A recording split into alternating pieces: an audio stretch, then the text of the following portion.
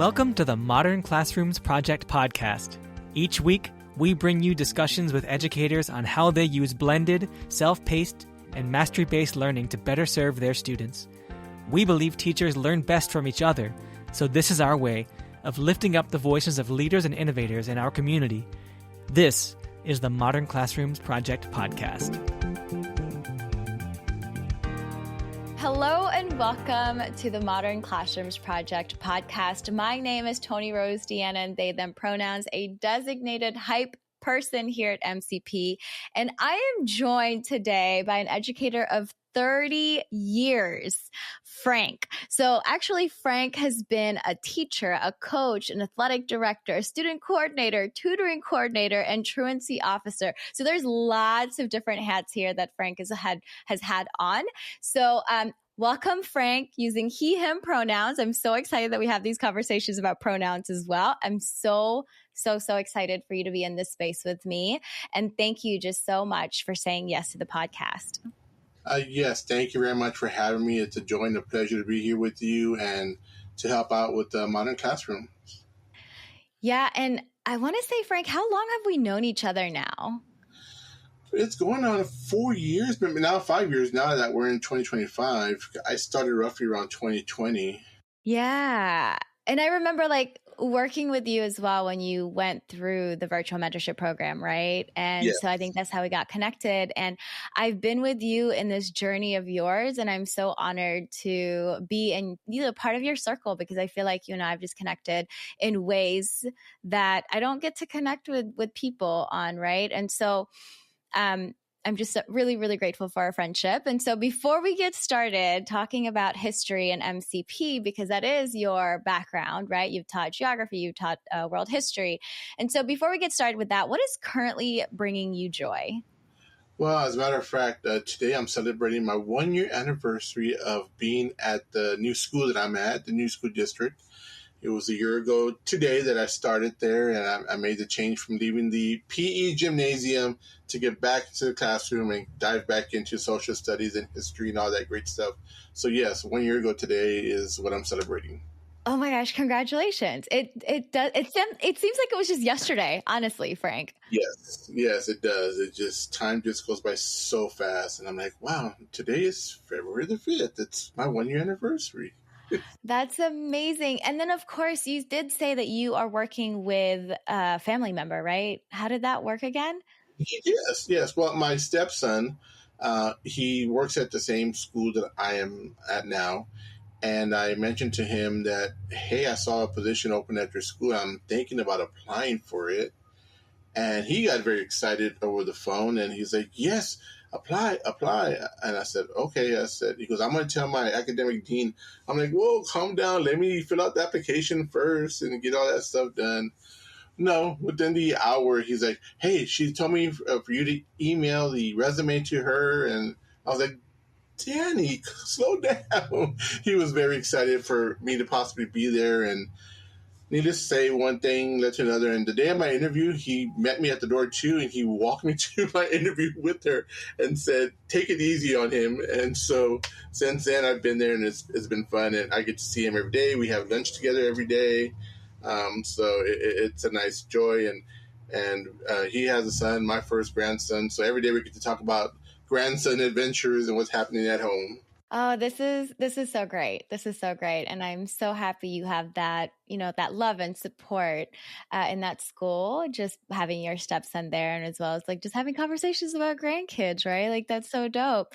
And so again, thank you for just sharing that with us. And I know that, the world is burning out here. And so we really want to focus on what is bringing us joy currently, just so that, we continue to stay focused on what keeps us human and not be distracted by all the noise outside. So I appreciate you sharing that with me and with us as well, Frank. So okay, well, Frank, tell us more about who you are. I kind of said in the bio that you've played a lot of hats. You've had on a lot of hats, right? And so tell us a little bit more about who you are and how you started your MCP journey.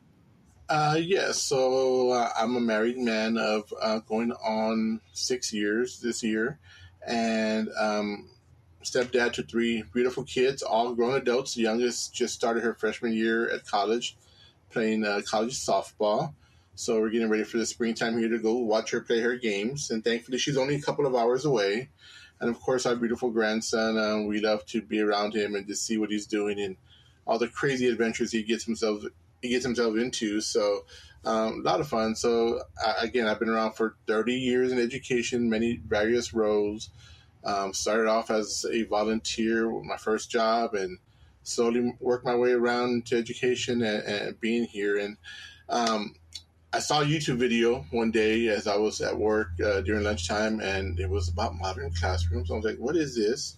So I saw the video. I was like, oh, that's interesting. I need to get back to that. About 8-9 months later passed, and I finally got back to it. I was like, oh, I forgot about this video here. Let me take a look at this again, because it caught my attention the first time. So the second time around, I saw the YouTube video. I was like, this sounds very interesting. Jumped on the internet, got on Modern Classroom site, saw the free, curriculum to go through the program, and I said, okay, let me do this. I'm like, all right. So without hesitation, I gave myself about 2 to 3 weeks to get myself organized, started implementing the things that were told to me on the curriculum, and I said, let me go with this. I'm just going to run with it, and I organized my classroom the best way I can. Told my kids, hey, in a couple of weeks we're going to change up things. It was the middle of the year. We're going to change up things, and we're going to try something. If it doesn't work, we'll scratch it, and we'll be together in this. And they were gung-ho. They were like, all right, let's go. And the kids loved it. They loved it. Made my mistakes along the way, but I learned from that, and you roll with the punches. And so just kept on going. And then I was blessed enough to get into the next level of education within Modern Classrooms, and did that. I was blessed, became a distinguished educator, ran through that program. And then I remember speaking with you and said, hey, I'm thinking about applying to be an expert mentor. And you were like, what are you waiting for? Well, do it, And I said, okay, I just need that little push over the edge.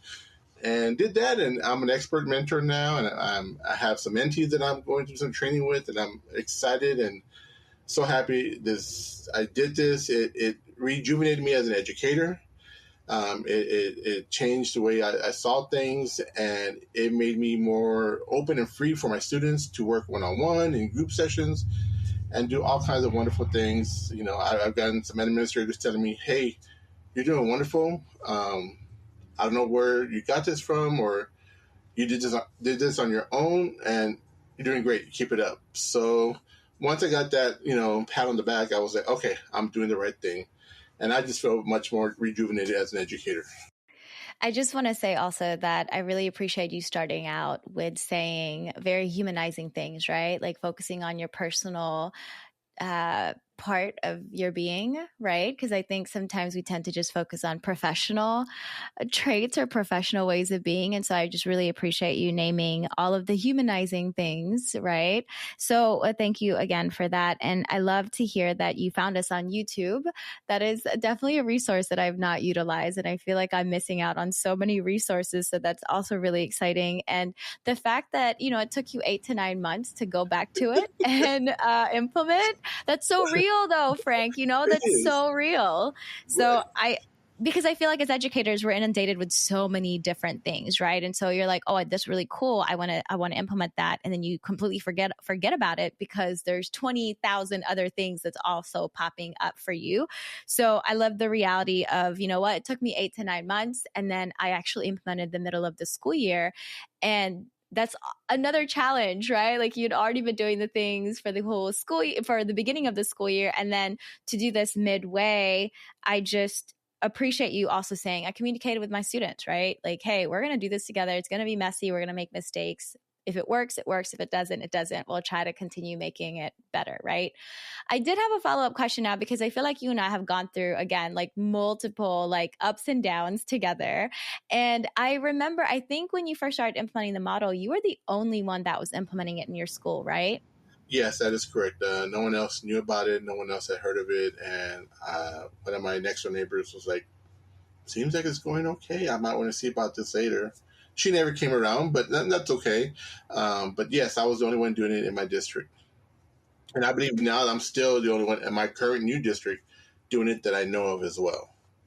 Yeah. And okay, so how is that going? I'm curious because I know we have a good amount of educators who's the only one in their school buildings or their districts doing the model. How does that work for you? How do you find community? How do you find support? What do you do to keep going? Well, I mean, I try to link up with Modern Classroom as much as possible, either through, webinars or, joining you on different types of Zoom meetings that you have, and get on the podcast, listening in the car on the way to work, home. So Modern Classrooms is my community because I don't have anyone to talk to about it at work. And I don't see a lot of my colleagues very much. And it's a large school. We have almost 4,000 students on our high school campus. So we are huge. So everyone asks me, so do you know this teacher? Do you know that teacher? I'm like, no, if I know maybe 5% of the staff, I'm lucky because it's a huge campus. So my community is with Modern Classrooms, MCP, and that's where I find my community. And I talk about it with my husband. I talk about it with my stepson. And, they gave me that pat on the back and encouragement. Like, oh, that sounds good. And so, yeah, that's how I get my community.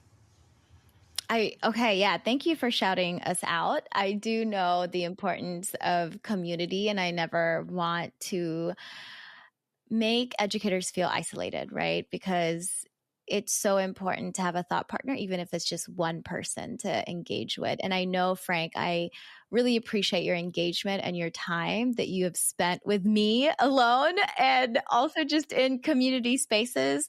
Always so eager to share your experiences and expertise with new implementers, with, older, more seasoned implementers. So it's just really fun to have seen this growth as well, just kind of experiencing your growth and just being a part of it. So thank you so much for that. All right, let's shift to more of like history or social studies, right?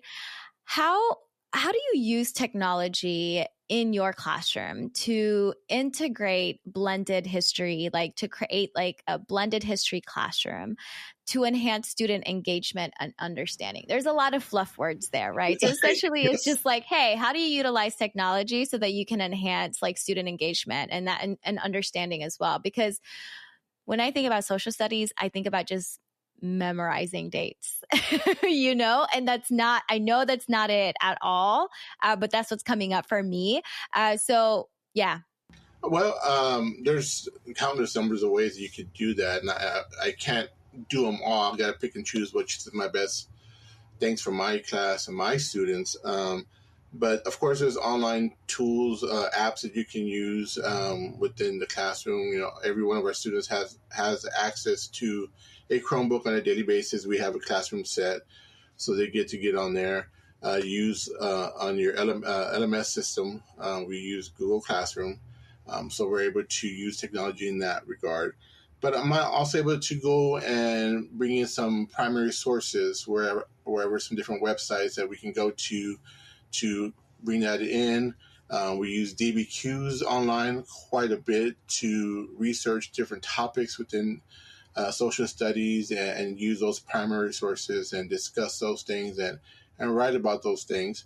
We can do online field trips as well. I've created my own online field trip. I went to a local mission here in San Antonio and recorded myself on my phone and did a virtual field trip where I asked questions and students were able to get this and get this down and put it on there and did a screencastify, embedded some questions in there.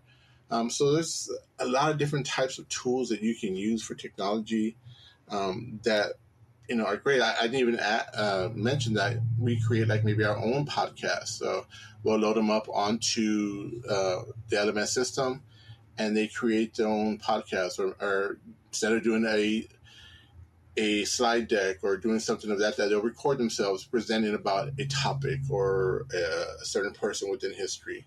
So a big variety of ways to use technology. You're giving me plenty of ideas about again, just like different options for students to showcase their mastery, right? And utilizing different types of tools and technology apps and all of that good stuff. So I really like this concept of online field trips, right? Can you tell us a little bit more about that, on how you created an online field trip and how you utilize maybe your instructional videos to point out any important specific events or dates or times? I actually went to one of our local aqueducts that we have here. We were talking about watering systems within world geography, and how water was diverted, how people were able to modify our land to divert water for their sources. And I went to a local aqueduct that's still running here in town, and I recorded the scenery, recorded the aqueducts flowing, the water was flowing through, and gave some explanation as to what was happening. And then, of course, uploaded that and asked some questions. Where did we see this in our text and what we're reading about the water systems, and how does one play into the other? How has, diverting water, how has the water system changed over the years? So able to use a field trip in that capacity really helped out a lot within the classroom environment. And that makes it more real, right? Like, hey, this is actually in our backyard, that you can go and check it out. So it doesn't just happen in the four walls of school, of your classroom, right? It actually happens like, here's an outside example, right? Let's talk about that. And I think that's so creative too, Frank, with the instructional videos. You don't actually have to just be at home or in the classroom recording the thing, but you can also just record it outside. And I love that concept, because I sometimes forget about that too, of just being creative, of pointing things out. I remember there was, I believe, like a science teacher who was talking about weather, and they were outside in the rain and recording that way. But that's just such a great way to make it that much more engaging and much more real for students, right?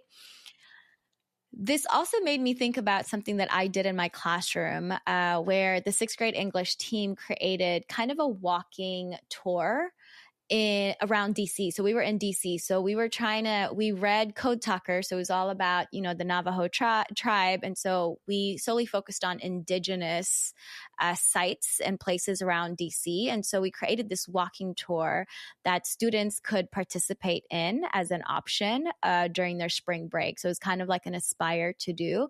And they were supposed to take photos of different monuments that they found based off of the description that we created.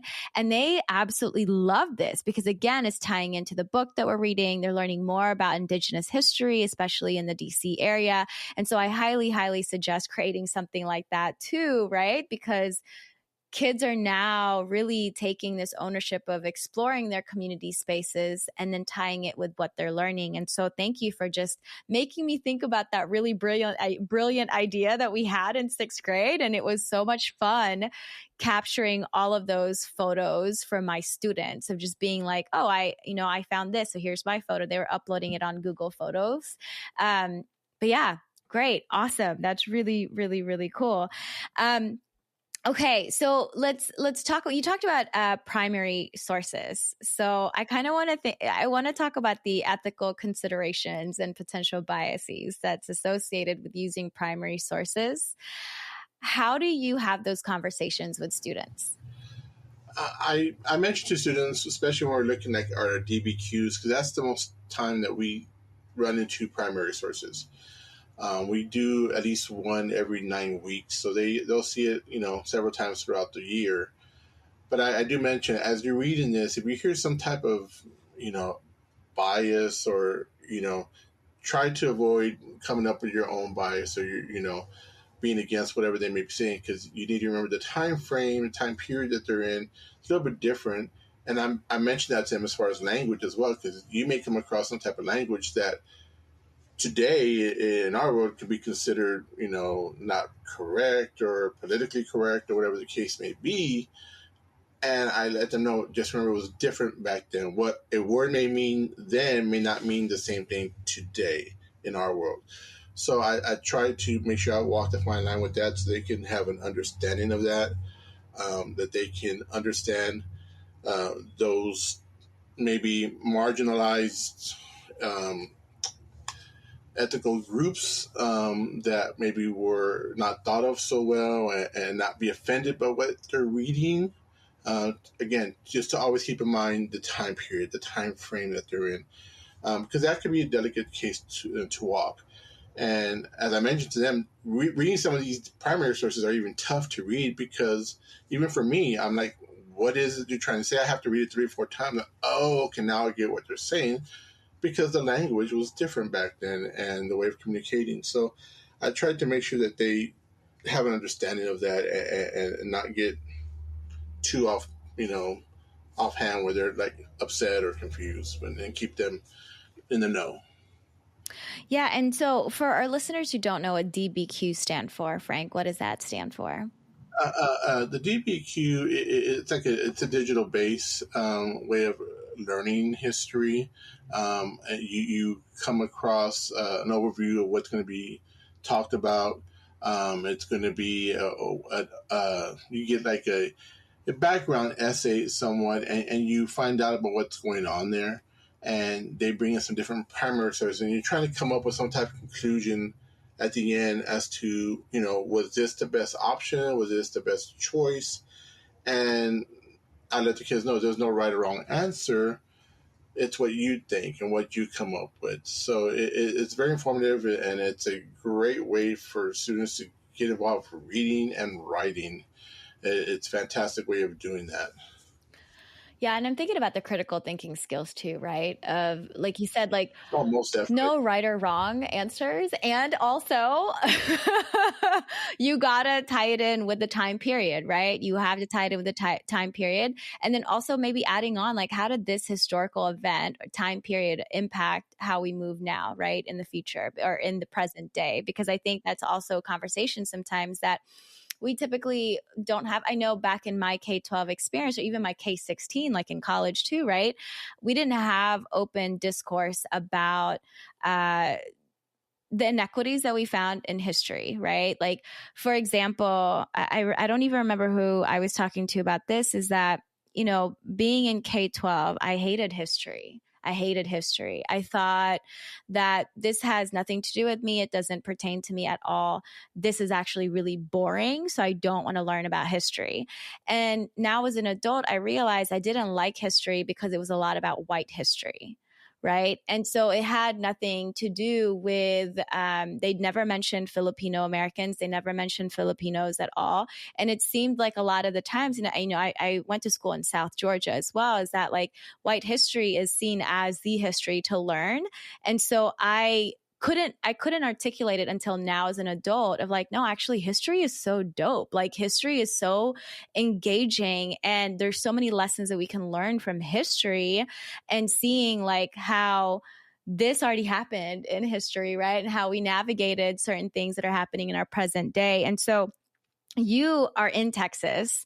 How are you navigating these conversations? Because I know there's a lot of limits and restriction based on like what you can and cannot cover in class. So, and I know that you have to be unbiased as a history teacher, right? Like you cannot say, this is what I believe, this is what my thoughts are. It's really just you try your best to be unbiased. How do you check yourself to make sure you're unbiased? And then also, how do you have conversations with students and saying like, hey, here are supplemental texts, right? To think about the perspective that's not being covered in the curriculum that's provided for us. Right. Well, the first thing I do is when they ask me a question that I'm like, let me take a step back. Let me take a pause. And you let them know, great question. And I'm glad you're thinking. And I let them know what we are required to say, and be delicate with it. But I also like to let them know, remember, there's always 2 sides to the story. So let's not be quick to judge. You may have your thought process. I let them know you're a grown adult, and you're coming to the age where you're going to come up with your own ideas and your own ways of thinking. So just be cautious. Don't be quick to judgment. And I just, say, let's take a look at this here. If you want to have further discussion, come meet with me one-on-one, and we can discuss this further one-on-one. But I let them know I'm not going to share with you where I stand on one issue or another. I'm just here to let you know what I need to have you learn, and just keep on going and educate yourself on what's happening, and be aware of what's happening in our world today, whether you agree with it or you don't agree with it, whether I do or I'm not. So it's your best way to go about and learning as a young learner, as a young adult, as you're getting into your own adulthood. It's such a tricky line, right? Of like, man, I want to tell you more, and I know that I cannot right now, right? Maybe later, maybe when you've graduated. But I think too, I also want to applaud the fact that you celebrate the questions that are being asked, because I think sometimes there's a tendency of silencing our students when they have questions that they want to ask, right? And so just the fact that you said, you know what, I'm going to pause, because sometimes, again, also as adults, we don't pause enough to breathe and process. So again, I appreciate you saying like, I need to pause, I need to reflect, I need to process before I can have an answer for you. And that's okay, right? That you're modeling that piece for your students as well. And then celebrating the question, right? Like, yeah, great question. And then even though you are limited with and restricted, right? With certain things, right? I feel like the critical thinking skills and the analytical skills that you're teaching students are really important. That's something that they can utilize outside of the classroom. And so it's like, okay, you're given this primary source, right? Now you can analyze it and figure out, hey, what are the missing pieces? What's the bias in this primary source? And then how can I do the research for the other side of the story, right? So that I don't quickly judge. And, when you're thinking about, let's not judge, because it's natural for human beings to just judge right away, right? And especially with the competitive nature here as well, it's just like, oh, I'm going to judge right away. And so I think, again, just a nice reminder of like, there's so many different sides of a story, many, many different sides of a story. And so let's reel in that bias. Let's reel in that like judgment. Let's continue to ask the questions, because asking the questions that's when we learn. That's when we actually start learning, is when we start asking questions, right? So thank you for entertaining that question for me, because I'm also still trying to figure out how I can navigate certain conversations with different types of people, right? Hey there, listeners. This is Zach. I've got some reminders and announcements for you for the week of February 9th, 2025. Are you looking for a virtual connection? Join our Implementer Meetup on Wednesday, February 12th at 7 p.m. Eastern to connect with other Modern Classrooms educators. Up next, Allison Stone and Evan Jarrett, both MCP implementers and DMCEs, are presenting at the Pennsylvania Educational Technology Expo and Conference, PETE&C, on February 10th through the 12th at Hershey Lodge in Pennsylvania. Our co-founder, Kareem Farah, will also be there as a keynote speaker. If you're attending, make sure to stop by and say hi. And also maybe catch some roller coasters at Hershey Park.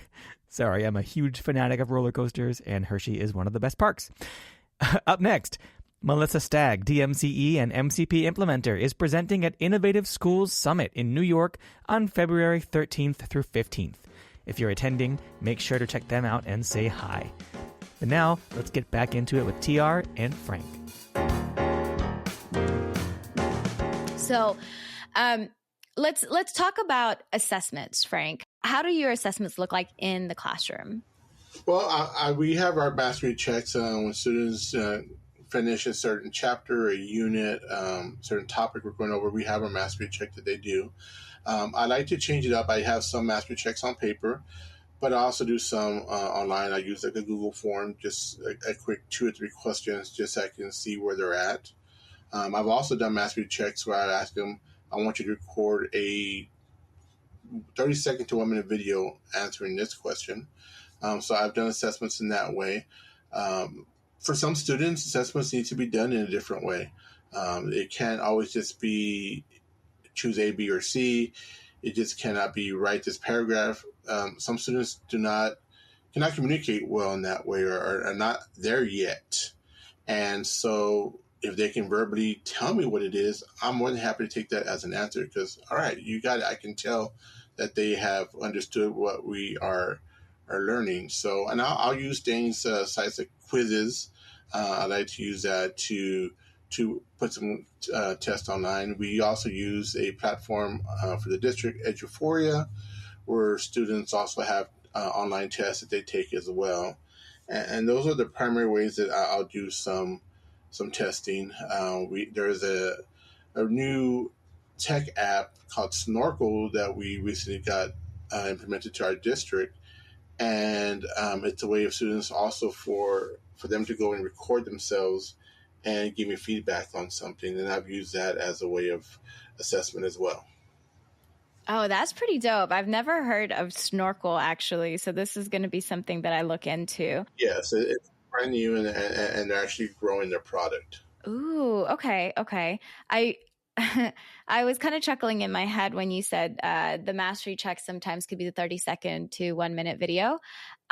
Those are actually my favorite because I would take the bus to school and I would just listen and watch students while I was on the bus so that I can see what they're talking about and saying, right? So I love that, again, you're providing options for students. They can do videos. There's 2 to 3 questions on a Google form. Verbally is okay as well. And so again, just mixing it up, it doesn't necessarily mean that your mastery checks and your assessment should look the same every single time, right? So just really mixing it up for students, but the routine and the process should be the same, right?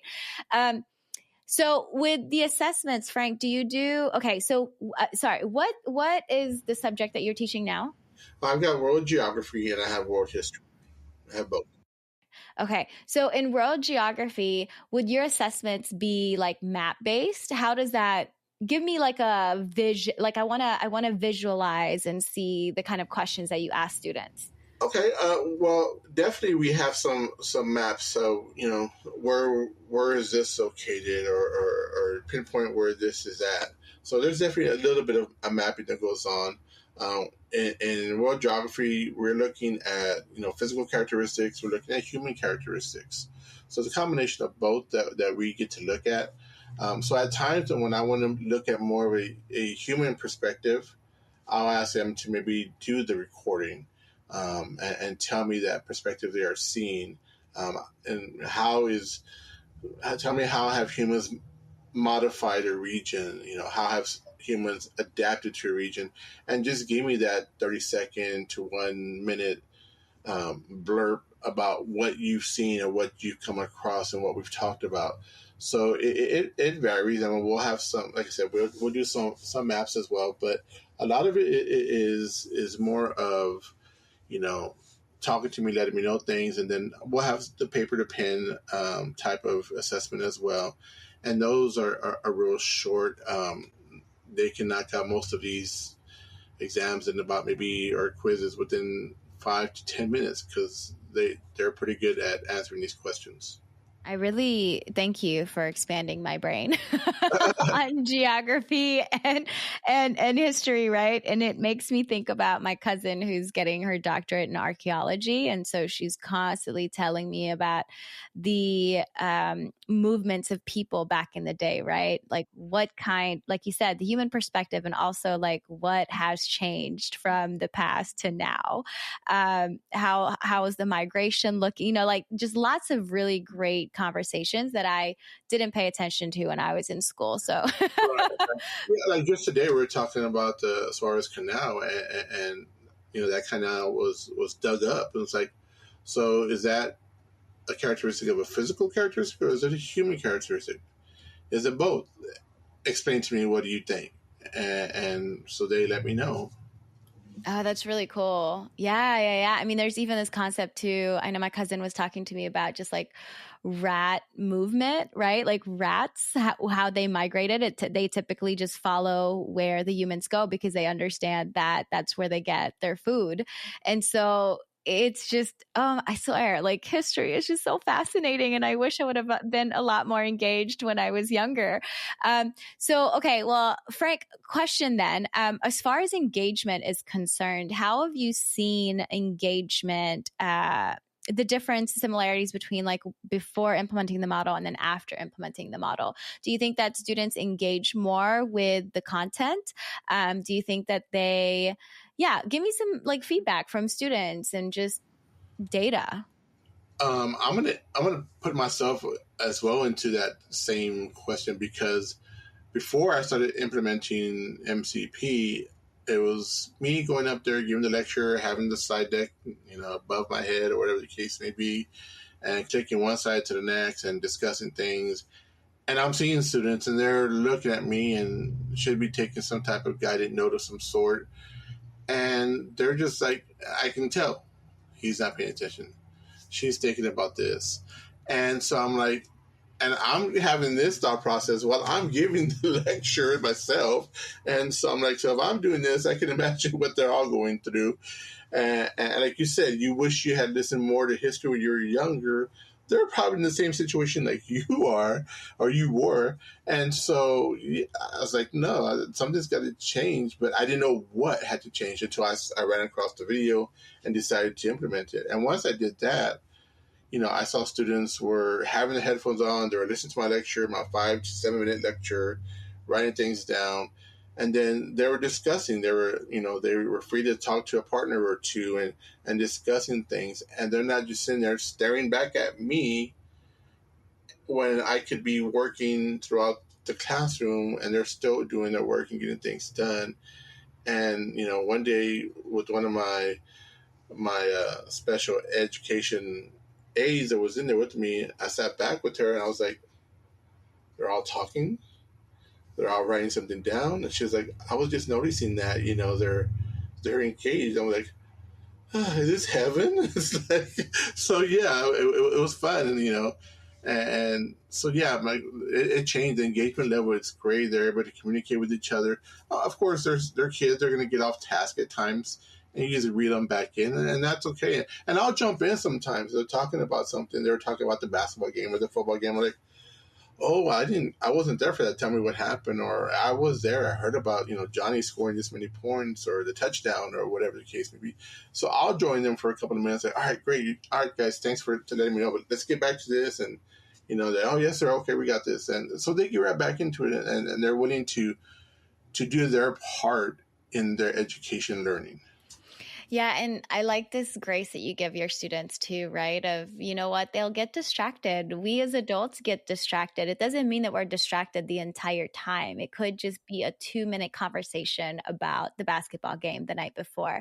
Now, it's really nice to hear that you're able to just sit back and see every single student engaged, however engaged they were, right? And so being able to, the conversations just naturally happen. The collaboration just naturally happens in this model, which I really love. And I can't even imagine having a thought partner talk about this historical event, right? Or this person who did this thing.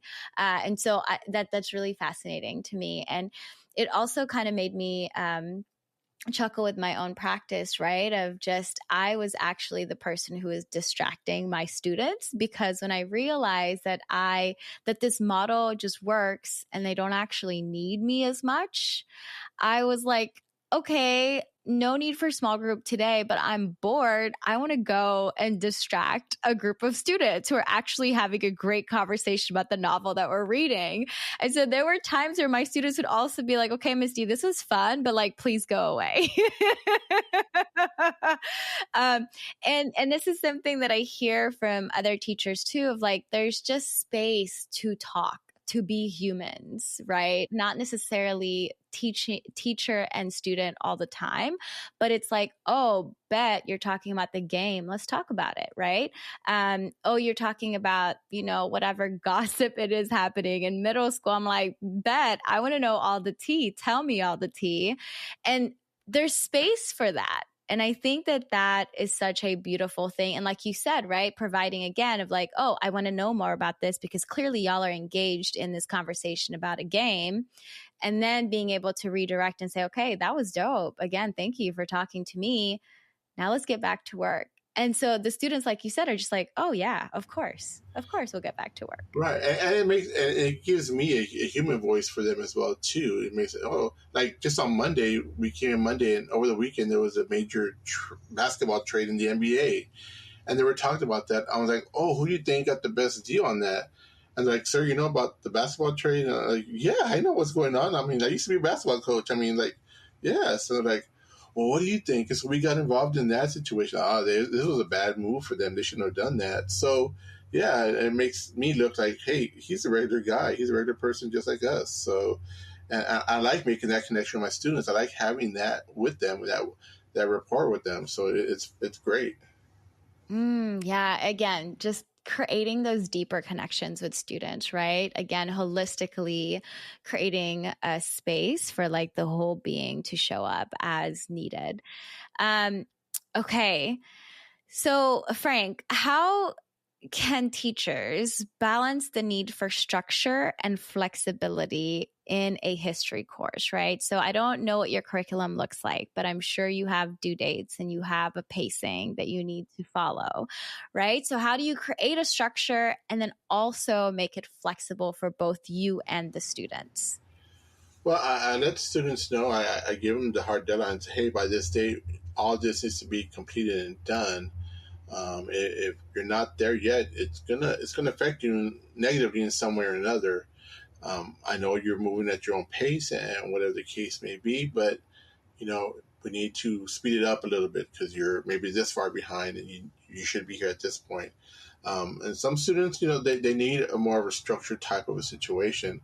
And early on, I'm usually able to identify those students who need a structure, who need that guidance as to where they need to be at. So those are the ones that I check in on the most, while the more other self-sufficient students, I just, hey, are we here? Yes, I'm here, sir. All right, good. I'll come check on you in a minute. So it is a balancing act to get through everything. And most of the time it's fine. We get through it. But you just got to take it one day at a time, one step at a time. And just know your students. After the first month or so being with students, you pretty have a good idea as to where they're at. The one wrench that gets thrown in there is when you get a new student, you have to see who they are and what they can and cannot do, or willing to do, not willing to do. And when them coming into this type of environment, it's like, what are we doing? This is like a madhouse. So trying to get them on pace is what we are doing as well. So. And usually early on in the year, I talk to parents, when we have Meet the Teacher Night, and let them know it's going to be a little different environment than what they're used to. But here's my contact information. Feel free to contact me if you're concerned. So, again, like you said, it's a balancing act. How have your families and caregivers and parents respond to the model? Usually pretty good. 9 times out of 10, it's a good response. I had one recently saying, "Hey, I don't know about my son being able to have such freedom," and I just have to go back to them and reassure them I'm here with them every day. I'm on top of them. They will be okay. Don't panic. If I have any concern, I will contact you. But we're working through this together, and I guarantee you, we're going to be just fine. I love that. And I think sometimes we just need that reassurance, right? Yes. And so you mentioned new students. How often does that happen? How often do you get a new student? Lately, it's been a lot since we've had the Christmas break. Students, there's been an influx. Like, they're just putting students in my classroom left and right. Just today, this afternoon, I have an aide in there with me, and I'm like, and he's a coach. I'm like, Coach, I'm out of chairs. I have no place else to put chairs. And so I don't know where to put them at. So we went next door to get a chair or two. So I emailed my dean and said, hey, I'm bursting at the seams here. I don't know if we can do something about having them move to a different class period with me, or get them to a different teacher that teaches the same subject. But it's hard. And, I have a student that comes in the afternoon every day in a wheelchair, a motorized wheelchair. I said, I need to have room for him to maneuver through here as well. So I can't just put desk here because this is going to block his way of getting in here. So So she said she was going to work on trying to get that. So, but lately, yes, I've over the last 2 weeks, I think I've gotten maybe 7 new students. Wow. So yes. Okay. How many students do you have overall, Frank? I'm curious. I am on a daily basis, I see about 180 students. Oh, God. What? Yes, as I mentioned, we're a large 6A school. We're nearing 4,000 students on our campus. We're trying to build a second high school, but that did not pass the bond. So, Holy cow. yes, we Frank, have that is amazing. How are you keeping your sanity, honestly? It is different because when I first started with MCP that first year, 2020, I was at a school, at a small 3A school, and we had a total of about 400 kids. So my class sizes were like 15 to 20, 21. But right now, I'm at probably a 27, 28 average of kids in my classroom. And that class I just mentioned that I got the new student today, I'm at that classroom alone. Today, I had 36 students in my classroom. Holy cow. So, yeah. I think I just got a headache. So when I do have to grade papers manually, it takes me a little while to get through these papers. Yeah. And I think that's why it's really important. Now I understand why you're naming all of the tools to help you, because you have 180 students, right? Like it can't be paper to pen every single time, because that would be all of your time. All of your time is grading. And ever since we had COVID, I told myself, I'm going to value my time at home. Yeah. So when I leave at 4:30, I'm trying not to bring any work home with me. I do every so often, but I try not to, because I value my time here with my spouse, here with my student, my children, my grandchild. I value that time. So I have to do as much as I can while I am at my work. Yeah. And would you say, like, okay, I'm at a loss of words, honestly. Let me just reel it in. Okay. Would you say that this model is helpful as far as like 180? I mean, yeah, you've raved about it. You love it, which is so dope. I love it also. But let's get real, right? I'm sure that with new students, it has helped a lot with like catching up, right? Because at least you don't have to repeat lectures. You just go back to videos and just say, hey, here are videos you can watch, here are videos you can skip, here are, tasks that you can skip. Now, that I think is really useful. Now, just for like listeners who may be wondering, like 180 kids, that's a lot, right? What does your planning period look like? Tell me all the things, and you're the only person implementing this model, so you don't even have a collaborator, right? So yeah, how are you doing this? I use my time wisely. I usually get to work before my first class about an hour and 15, 20 minutes ahead of time. Make sure I'm having my things loaded up. Whenever I have to record a video, my conference period is the last period of the day. So I have that last period plus the time extra we have to stay there as staff members. So I have about a good maybe almost 2.5, 3 hours of time where I can get some work done, whether I have to run some copies or record a video. I use that time to the best of my ability. If I have to during lunchtime, I'm doing stuff as well. So I use my time as wise as I can. As I mentioned, when I do have to do something here at home, I usually put my Sundays aside for the morning time where I can record videos, or if I need to grade something, so that I have the afternoon time to be available to, if my husband's home, I can be with my husband and whatever we're planned for that day. So that's how I try to use my time to the best of my ability. And I'm hoping too, Frank, that next year you get to teach the same to contents so that you can just use those videos that you've already created, and then that'll be less work for you moving forward, right? So I am going to manifest that. And, listeners, now I'm kind of, again, reeling back in, right? Like, I'm not saying you can't do this with a large group of people. There was a teacher that I worked with who had 200 plus students, and she made it work. It is possible. I think for me, my highest was 120 students. So to think 180, like, I can't grasp it. So thank you for allowing me to have that kind of reaction, Frank. Yes, of course. Because I sit back and look, I'm like, oh, okay. But now I'm kind of numb to it now. I'm like, okay, let's roll with it, And so I said earlier, roll with the punches, and that's all you got to keep on doing, one day at a time. Yeah, and even the story that you shared earlier of you being able to take a step back and just watching everyone engage, have conversations, writing notes down, that is so powerful, right? So I'm sure it also saves you your energy.